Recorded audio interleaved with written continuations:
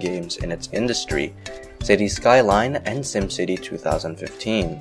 Please note that this is not a comparison of which game is better, rather it is a comparison of features of each game to potentially help those who are, looking for a game to buy and are torn apart to which one to get. Also note that I will be comparing based on the vanilla game, so no mods are included in this comparison, although there will be a section dedicated to it. All of the timestamps to the sections will be in the description below, so if you want to skip to a particular section, you could do that. So without further ado, let's get started. The first section we'll be comparing is the road system. In City Skyline, you have both 2- and 1-way roads, along with 4- and 6-lane avenues. On top of this, you are able to modify the existing highway system and draw your own highways. You have a straight tool, a curve tool, and a freehand tool. Additionally, you can make bridges by elevating the roads and make intersections on those bridges. Tunnels, however, are absent from the game. In SimCity, you are limited to 2-way roads and 4- and 6-lane avenues. Highways are not possible without modding. You also have a straight tool, a curve tool, a freehand tool, a circle tool, and a square tool. In terms of elevated roads, both bridges and tunnels are possible, though they can be quite finicky sometimes when it comes to hill slopes. In conclusion, City Skylines offers a larger variety in road system but lacks a bit on drawing tools. SimCity falls off with road variety, but frankly, I prefer the drawing tools in SimCity, especially the curve tool. Though intersections can be made on elevated bridges, in Skyline, SimCity makes up for this with an easier bridge making system and the fact that it has tunnels. Because tunnels are the holy shrine in the city building world. Next, we will look at the traffic system. Both games use something called an agent system where cars are displayed real time and actually serve a function. The difference between the two is the efficiency of the agent system. In City Skyline, the agent system for the most part works pretty well. Enormous cities can be achieved without much of a performance hit, and each resident are consistent in commute, meaning they go to the same job every day. In SimCity, however, this agent system is pretty flawed. Services tend to back up traffic, big cities start to lag, and residents go to the nearest job available, meaning residents don't go to the same jobs every day, which causes more problems. In conclusion, both games use the agent system, though City Skyline handle it more efficiently. In the end, agent system or not, you still will fail if your road layout is garbage and traffic is widespread. I'm looking at you, China. Now, let's look at zoning. Both games are fundamentally the same when it comes to zoning. You have residential, commercial, and industry, which are represented by green, blue, and yellow respectively. The discrepancy lies in how the games implement these zones. In Skylines, zones are drawn on roads which has a clear grid indication of the size of the zone.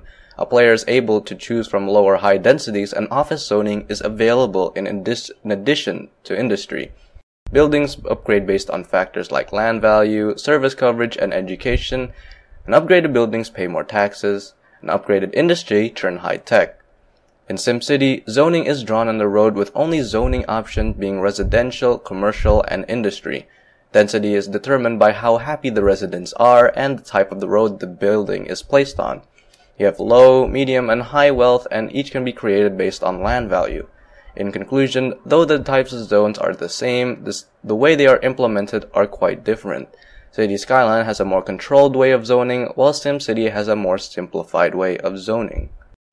Next up, we will be looking at utilities. This includes things like power, water, and services. Both games have pretty much the same utilities: power, water, garbage disposal, police, health, fire, and education. In Skyline, power runs through power lines. Water flows through pipes and can be drawn from either the ground or a river. Sewage is either processed or dumped into a river, causing pollution. Services are pretty typical, as the only thing that really stands out is the cemetery under the health section, which to me is pretty useless. I bury my bodies in my backyard. Anyway, educations are pretty typical as well, including a grade school, high school, and a university. Services are boosted by increasing its budget in the budget panel. In SimCity, however, pretty much the same applies. Power and water both run through roads instead of its own separate system, which is quite beneficial.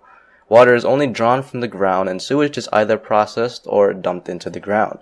Services are the same as Skyline, with the cemetery not included. A big difference is the modular system. Instead of upping the budget whenever a service is falling behind, extensions can be added to a building, increasing productivity. In conclusion, both games have the same types of utilities.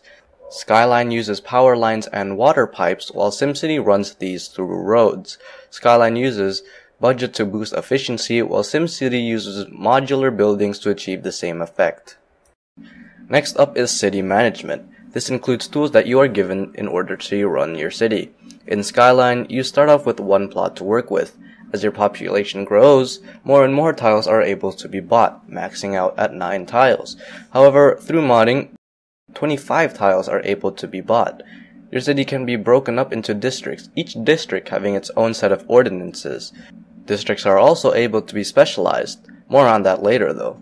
In terms of taxes and budgets, each category is able to be directly editable. In SimCity, you are only given one plot which is fixed at a certain size. Through modding, though, this size could be increased. Instead of expanding your city, multiple city tiles can be claimed in the region, and each city can work with one another and share resources. In terms of budget and taxes, budget is not editable and taxes are fairly limited. In conclusion, you build only one city in Skyline, but you are able to expand this one city. The tools given are very versatile and in-depth.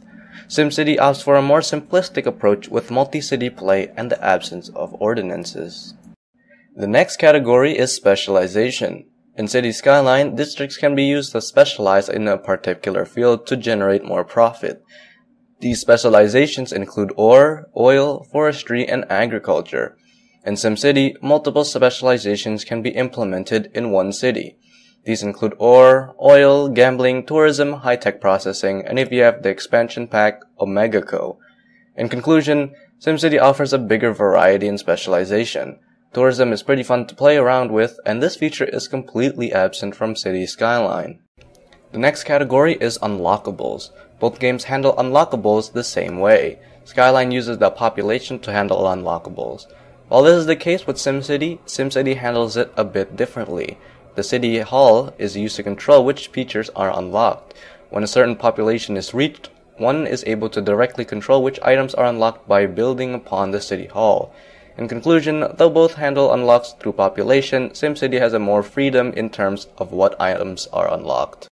The next two categories are grouped into one, that is graphics and music. I know what you're thinking. Why does this even matter? Well, it matters to me, so just roll with it. City Skyline falls short in terms of graphics, with jagged edges and mediocre models. I don't plan on using this game for things like screenshots and cinematics, but maybe. The music is also meh, just saying. I usually play with it off anyway, so it doesn't matter. There's also no nighttime in Skyline, so no night shots here. Sorry. SimCity, on the other hand, has very good models and graphics, so making things like cinematics is definitely possible. The music is just like, oh my god, music is so good. Though I usually play with it off because of YouTube copyrights. God damn it. In conclusion, Skylines, meh. SimCity, oh my god. And this brings us to our last category, modding. This is a feature that makes or breaks a game. Skyline has an excellent modding platform. The Steam Workshop offers extremely easy installation of mods and has a gigantic player base. Because of this, the modding community in Skylines is very active and I don't see the game going outdated anytime soon. Now, in terms of SimCity, well, where do I even start? At first, modding was non-existent. Then Maxis was like, hey, let's actually listen to the player base and give them modding. Thus, modding was created, though it was fairly limited. Many mods for the game now cannot be used in multiplayer. Not that it matters because multiplayer doesn't exist anymore. The modding community is relatively small with only one team calling the shots. Because of this, the game died out pretty quickly. Damn it, EA. In conclusion, Skyline modding is like PC Master Race, and SimCity modding is like consoles. Not much you can really do with it. Oh yeah, one thing I forgot to mention in this comparison. Skyline actually worked on launch. Anyway, that wraps up this comparison of City Skyline and SimCity. Please feel free to comment below and make sure you like the video. Subscribe for more content and check out my other videos. I hope you have found this enjoyable and have a nice day.